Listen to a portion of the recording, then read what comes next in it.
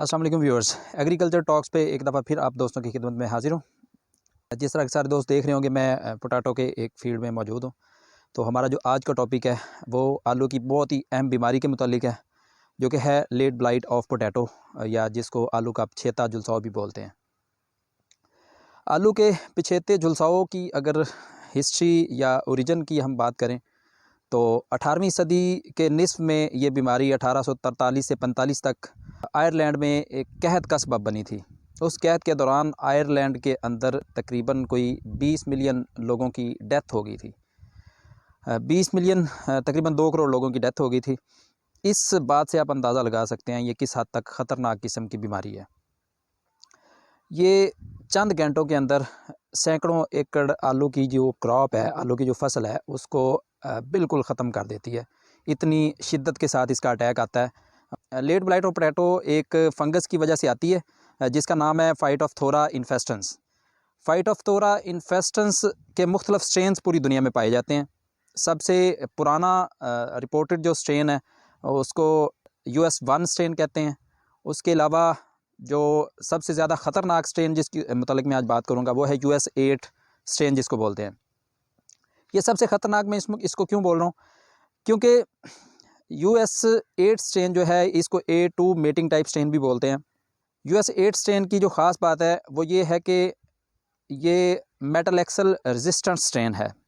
Metal axle resistance है, जी हाँ, metal axle resistance strain से मुराद ये है कि हमारे यहाँ पाकिस्तान के अंदर एक फंजीसाइड मेटल एक्सल जो बेजा इस्तेमाल किया जाता है पोटैटो की क्रॉप के ऊपर। हमारे जो पोटैटो ग्रोअर्स हैं, आलू काश्त करने वाले ज़िम्मेदार दोस्त हैं, वो समझते हैं कि शायद ये मेटल एक्सल के बार बार स्प्रे हम कर रहे हैं तो हमारी क्रॉप जो है शायद ये लेट ब्लाइट ऑफ पोटैटो या आलू के पछेते झुलसाओं के ख़िलाफ़ इसके अंदर मज़ामत मौजूद है और बीमारी हमारे आलू के ऊपर डिवेलप नहीं होगी।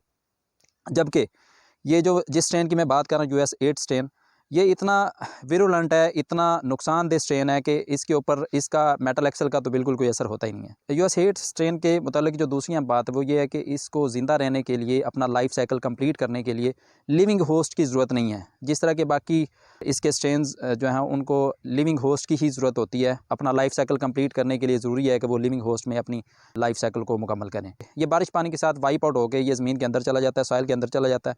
सॉइल में जाके भी ये सर्वाइव करता है। जब नेक्स्ट क्रॉप वहाँ पे हम बिजाई करते हैं तो अगली क्रॉप जब आती है तो जैसे ही इसको फेवरेबल कंडीशंस मिलती हैं तो ये दोबारा से अटैक अपना शुरू कर लेता है। ये था US8 स्ट्रेन जो कि इंतहाई ख़तरनाक है।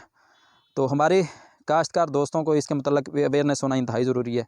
अगर हमें पता होगा कि ये किस तरह का बीमारी है या किस हद तक नुकसान पहुंचा सकती है हमारी आलू की फसल को, तो उसके खिलाफ़ हमारे काश्तकार दोस्त जो हैं वो बेहतरीन हिकमत अमली कर सकते हैं।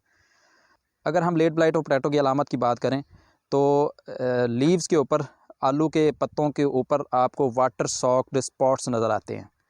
वाटर सॉक्ड स्पॉट्स से मुराद है कि आपको पत्ते की सतह के ऊपर गहरे सब्ज़ रंग से लेके गहरे भूरे रंग के आपको धब्बे नज़र आएंगे, जो जिसकी सतह आपको ना गीली गीली मॉइस्ट नज़र आएगी, इसलिए हम उसको वाटर सॉक्ड स्पॉट्स कहते हैं। और वो लीफ टिप या लीफ मार्जिन से लेके अंदर की तरफ वो स्पॉट जो है बढ़ता हुआ नज़र आएगा। अगर हम पत्ते की अंडर साइड पे देखें, पिछली साइड पे देखें, तो सुबह के औकात में आप देख सकते हैं कि उसके ऊपर वाज़े आपको पाउडरी शक्ल में एक आपको लेयर नज़र आएगी, एक तह नज़र आएगी, एक लेयन नज़र आएगी, जो कि इसके जू स्पोर्स होते हैं।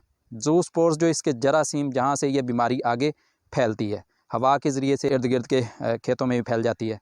और बारिश के पानी के साथ जब ये ज़मीन के अंदर चली जाती है तो ज़मीन में मौजूद जो ट्यूबर होते हैं, जो आलू मौजूद होते हैं, उनको जाके इन्फेक्ट करती है। और जो वो आलू अगले साल हम रखते हैं, कोल्ड स्टोर में रखते हैं अगले साल बिजाई के लिए, तो कोल्ड स्टोर के अंदर जो इन्फेक्टेड आलू मौजूद होते हैं, अगले साल जब हम उसको बिजाई के लिए इस्तेमाल करते हैं तो दोबारा जब उसको फेवरेबल कंडीशन मिलती है तो ये बीमारी दोबारा से अटैक शुरू कर देती है। अगर हम इसकी फेवरेबल कंडीशंस के मुतालिक बात करें तो टेम्परेचर रेंज, रात के टाइम का टेम्परेचर 10 डिग्री सेंटीग्रेड से लेके 2 डिग्री सेंटीग्रेड का जो टेम्परेचर है वो इसके लिए मोस्ट फेवरेबल टेम्परेचर है। और दिन के टाइम का टेम्परेचर जब 18 डिग्री सेंटीग्रेड से टेम्परेचर कम होता है तो ये कंडीशन भी इसके लिए फेवरेबल है। इस दौरान जो हवा के अंदर नमी का तनासुब है वो मोर देन 70% हो तो इसके लिए बहुत ही फेवरेबल कंडीशंस होती हैं। अब पिछले कुछ दिनों से आप अंदाज़ा लगा सकते हैं कि तकरीबन कोई 8-10 दिन से मुसलसल बारिशें चल रही हैं और हवा के अंदर ह्यूमिडिटी या नमी का जो तनासुब है वो मोर देन 90% चल रहा है। तो किसान भाइयों के लिए, किसान दोस्तों के लिए यही मशवरा है कि अपनी फसल की बेहतर निगहदाश्त करें, बेहतर हिकमतें अमली अपनाएं लेट ब्लाइट ऑफ पोटैटो को कंट्रोल करने के लिए। क्योंकि इस टाइम जो कंडीशंस चल रही हैं, जो टेम्परेचर की रेंज चल रही है, जो हवा में नमी का तनासुब चल रहा है, ये सारी चीज़ें इसको सपोर्ट कर रही हैं, इसके लिए फेवरेबल कंडीशंस हैं लेट ब्लाइट ऑफ पोटैटो के लिए।